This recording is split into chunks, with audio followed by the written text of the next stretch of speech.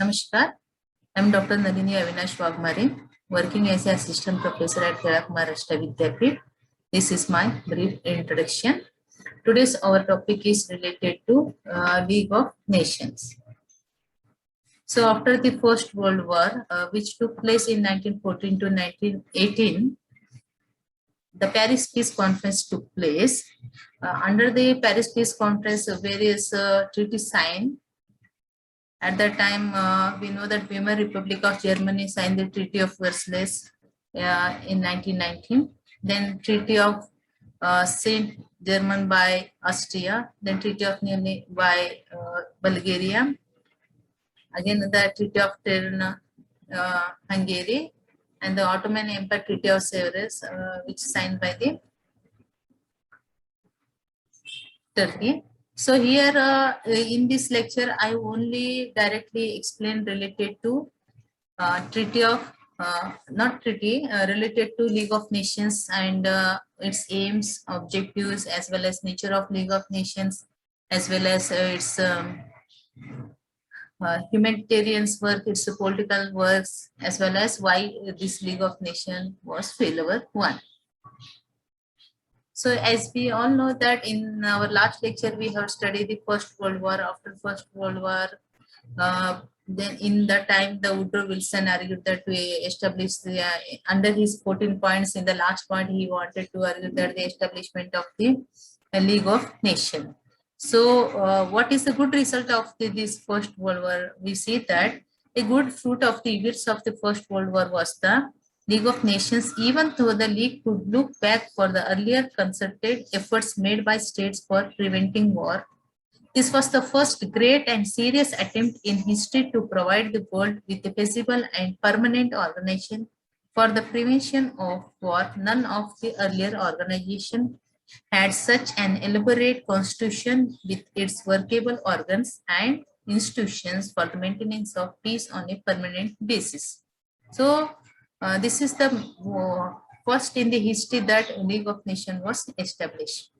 Then Woodrow Wilson and League of Nations, the chief concern of President Wilson at the Paris Conference was to secure the creation of some international organization for the maintenance of peace, and it was largely through his efforts that the League of Nations came into existence.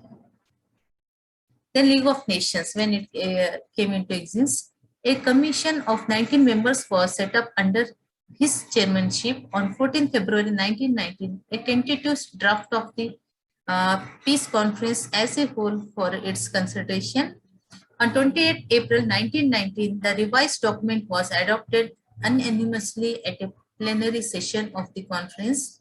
The Covenant of the League of Nations was incorporated in Treaty of Versailles, which was signed by the German delegation on 28 June 1919. The Covenant was also incorporated into the Treaty of Saint Germany, Treaty of Nîmes, the Treaty of Tirana, and the Treaty of Sevres on 10th January 1920. The League of Nations officially came into existence.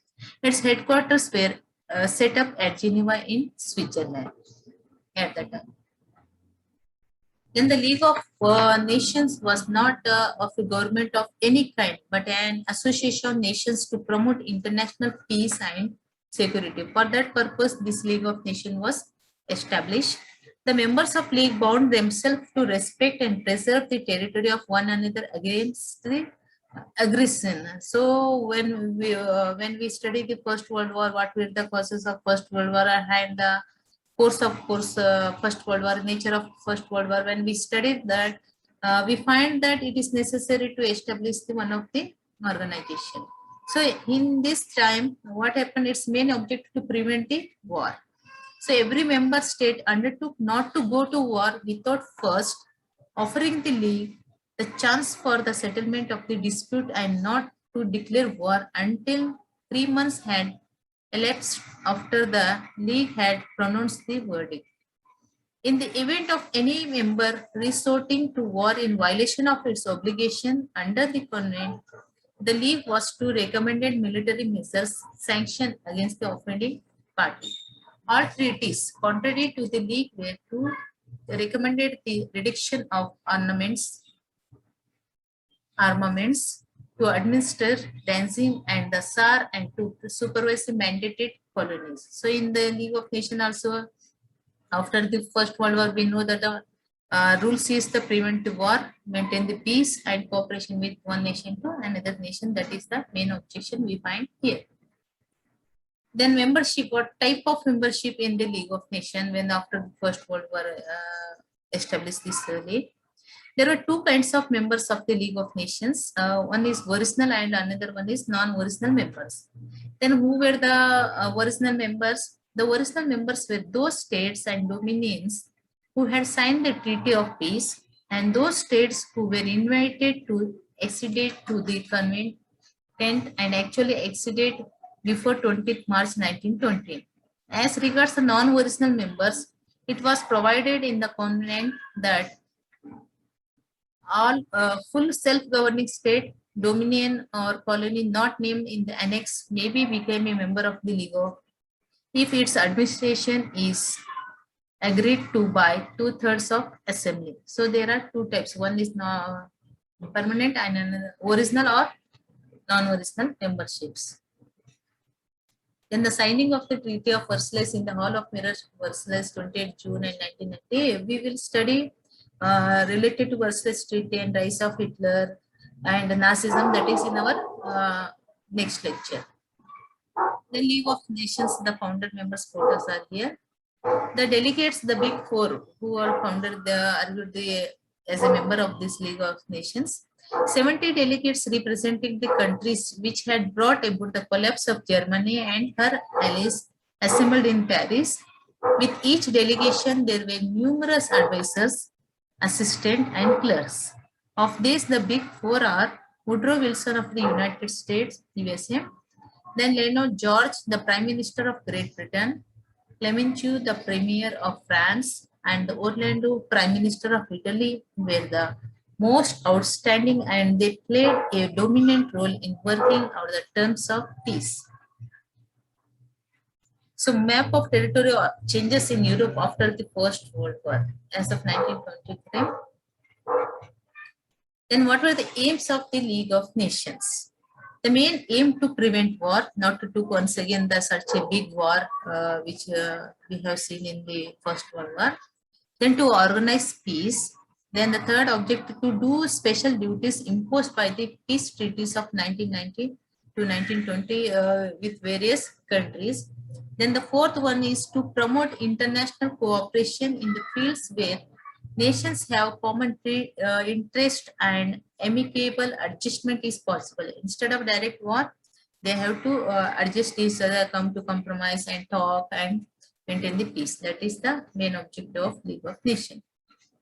Then the other four objectives are setting by disputes among nations by arbitration, then reducing national armaments, the lowest point consistent with national safety, not to increase the more weapon, not given permission to produce more weapons. Then not resorting to secret diplomacy. Later on, no secret treaty signed between one nation to another. Then safeguarding the interest of racial and religious minorities and diplomacy. Then securing justice for backward and subject peoples by the system of mandates.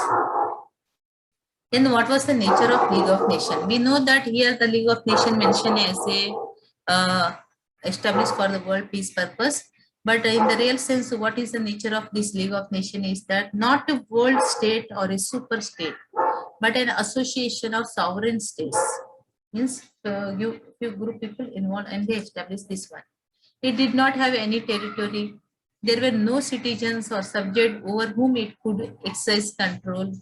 Unlike a state, it had no armies, navies, air forces, and police forces. So this is the nature of League of Nations. Then what was the structure of this League of Nations? The main organs of League of Nations were the Assembly, the Council, the Permanent Court of International Justice, the International Labour Organization, and the Permanent Secretariat. So here we find that the four type of there are many 5 or 6 organs we have found here. When we come to the Assembly,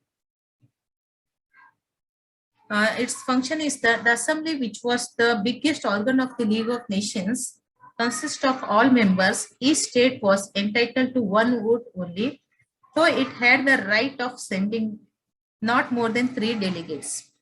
In its functions, the assembly, like a legislature, followed parliamentary procedure, but it did not have the power to legislate and force acceptance of its decisions. The assembly had the following functions: forming an annual budget and dividing the expenses among the members and states, then discussing disputes referred to it by the council or by the concerned states, electing non-permanent members of the League of Council, then they are admitting new states to the League, then electing judges of the Permanent Court of International Justice, then amending the League Covenant if necessary. So these are the functions of the assembly. Committees: the assembly function through 6 committees, is dealing with a particular subject. It was to supervise the work of the council. And the assembly ceased to meet after 1914 when Nazi Germany conquered the Holland. Then the second one is the council. Let's see what were its functions. The Council of the League was its executive. It consists of permanent members, non-permanent members, and ad hoc representatives.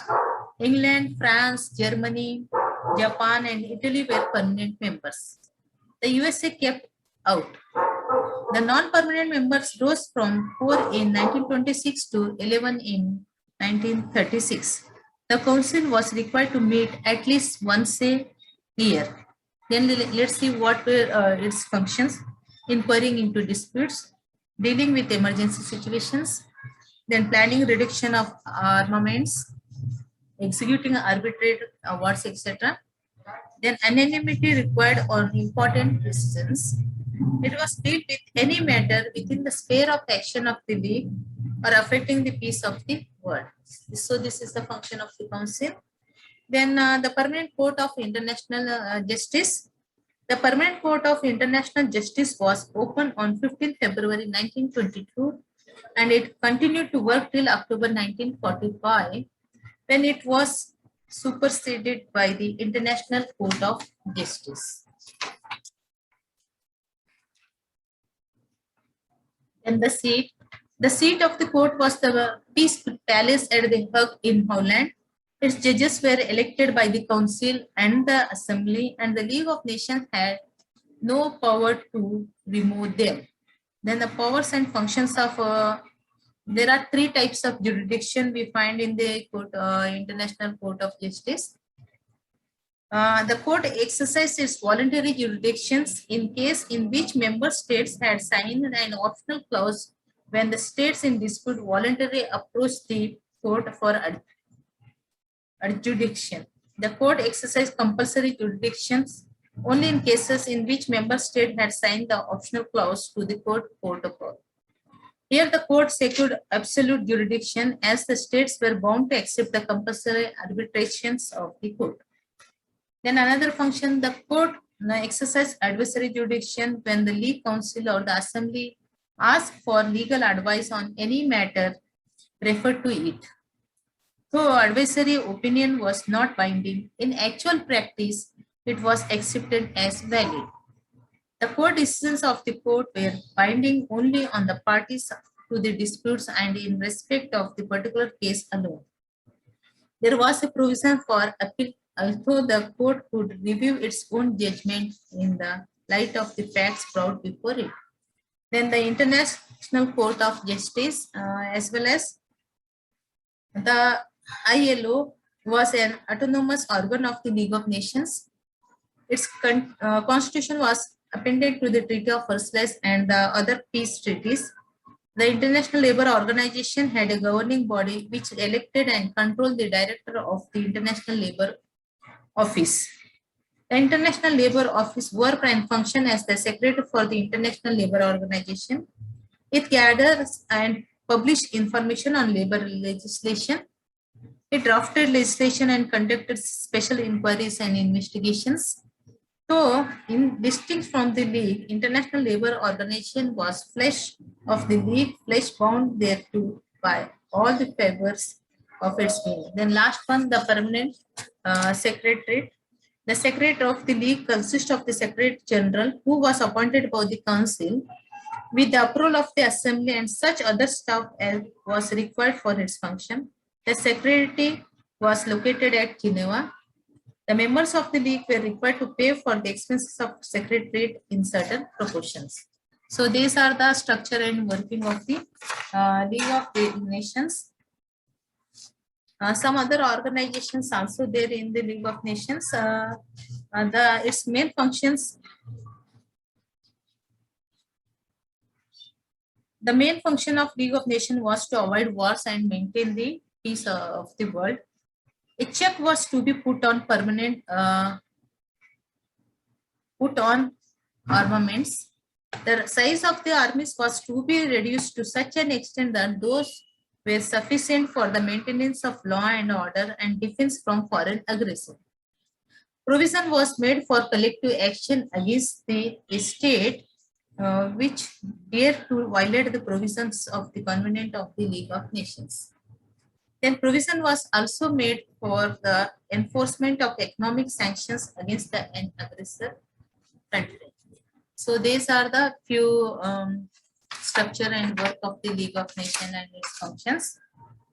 Here we go to the which were the political issues solved by this League of Nations and why it is also failure one. Japanese aggression, political crisis, League of Nations failed to solve problems. Some are we find also League of Nations solved some political problem related to small disputes and success in setting disputes between small nations. Some problems also related to conflict between the Poland and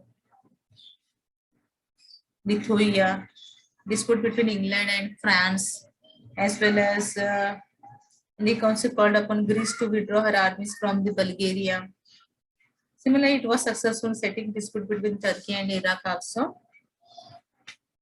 But sometime it is also failure one. Let's see, Japanese aggression on China in 1931. Japan committed neck aggression on China and seized the Manchuria.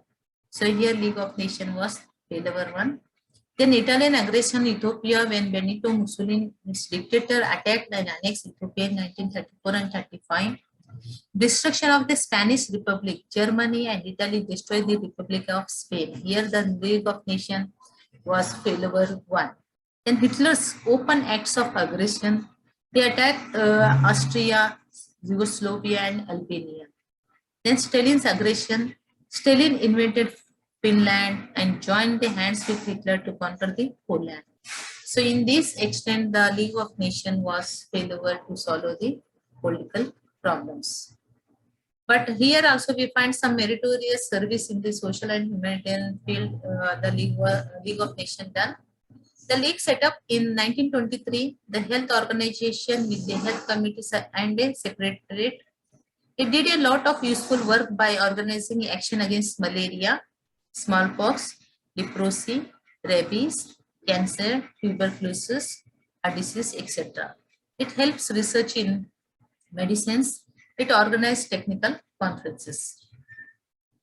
Then other work of League of Nations that the League was entrusted with humanitarian work which it performed with great success. The League tried to control traffic in women and children and also in opium and other similar drugs where the League of Nations was succeeded.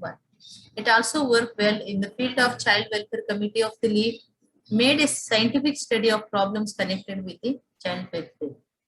The League created a strong public opinion against the slavery. So while compared to political reforms, work of this League of Nations succeed related to humanitarian works. Then the promotion of intellectual cooperation also. The intellectual cooperation activity of the League was direct to improve the deteriorating material condition of intellectual workers, to build up international relations and establish deeper contacts between scientists, literaturists, artists, teachers, and writers. so that they might be used to promote the progress of general civilization and human knowledge and enrich their influence in service of peace. So here they promoted the researchers as well as other scientists. Then in the time of establishing League of Nations, we find also one of the mandate system also. What is it? Just as briefly we go through it. While giving the mandate to any power, its resources, experience, and geographical position were taken into consideration. The mandated territories were taken into consideration. The mandated territories were consideration. The mandated territories were considered to be inhabited by backward communities and were regarded as sacred trust of civilization. The mandate was not a form of annexation, and a mandated territory could not be annexed or ceded without the consent of the League of Nations. The mandatory powers were required to administer the mandated territory in such a way as to help political, social, and economic development of that territory. So League of Nations as nominal sovereign and guardian, colony is not able to stand alone with safety form a sacred trust of the stronger nations to be protected and guided till they could stand by themselves. Advanced states were mandatory states. Then what was the merits and demerits of the mandate system? When we find that this mandate system, we find that A, B, and C mandates were to get independent soon. In B mandates law, order and morality were to be upheld. There was no reference to their independence in near future. C mandates had a small territory population rules as a part of mandatory states. Then what was the merit and demerits of this mandate system? Merit is that it was much better than the old colonial system. It collected the large funds of information regarding mandatory territories. Then what is its demerits or drawbacks? Exploitation of backward people could not be prevented. Then the mandatories regarded mandated territories as colonies. Then League collected information regarding progress in the mandatory territories and focused the world public opinion upon the deeds and misdeeds of the mandatory powers. Then such a League of Nations, why it is failure one? What were the causes of the failure League of Nations? Then we see that failure of League of Nations is that non-cooperation by the states of America.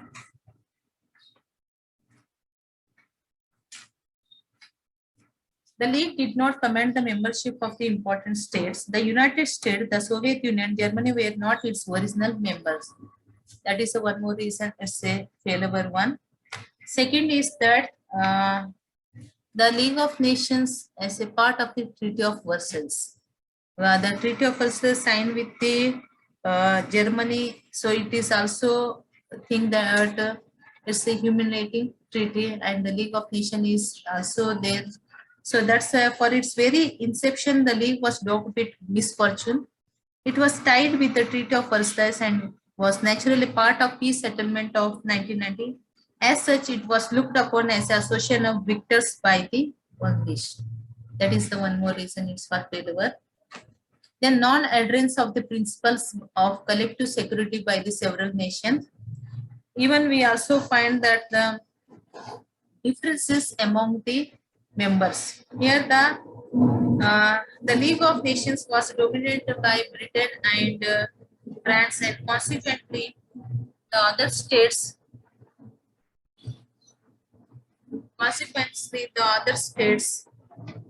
lost their confidence in that organization. Even the restrictive authority of the League of Nations, failure efforts of disarmament, when we know that Hitler, Mussolini rise in the map of the world, so League of Nations was failure one.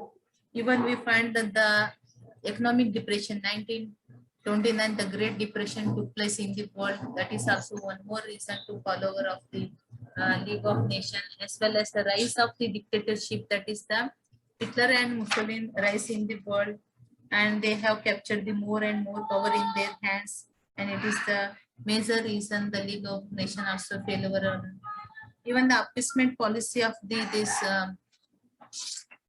Britain and France for their benefit, for their profit purpose, the appeasement policy they adopted with the other countries. That's when the League of Nations was failure one. Even the League of Nations had no power of executing its own decisions and hence failed to preserve peace. It had no army of its own and there was no international force to enforce its decision. Even the voting, again the league, again we say the voting system in the council of the league was defective. The principle of unanimous agreements created trouble in the matter of taking decision by the council of the league. Without unanimity among its members, it was not possible for the league to pass any resolution on any issue.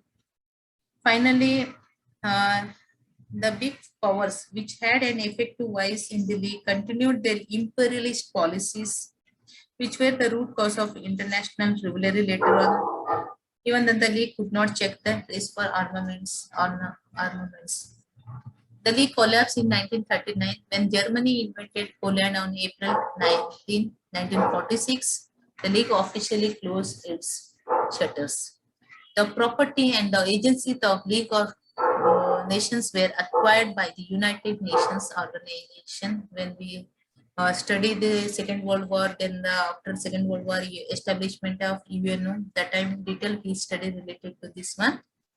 Then the view of Potter is that League of Nations failed because the peoples of Germany, Japan, and Italy preferred to support their governments in careers of imperialist conquest.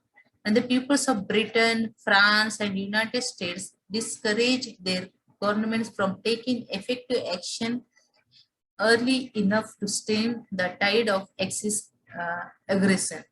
The league failed because Britain and France failed to support it with sufficient vigor in the case of Manchurian Ethiopia. So these are the few causes the League of Nations was failure one.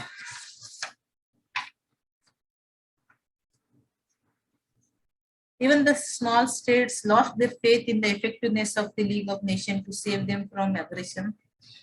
And the rise of dictatorship in Italy, Japan, Germany weakened the chances of the League. The League provided means for making given the chance to big powers. That is also one more reason. And there was no property, no state, no army, though no money. Then how it's becoming strong. And the other powers use the authority. That is also one more reason the failure of the League of Nations. So these are the some references book you can refer for understanding the more related to the League of Nations and world history. Thank you very much for listening my lecture.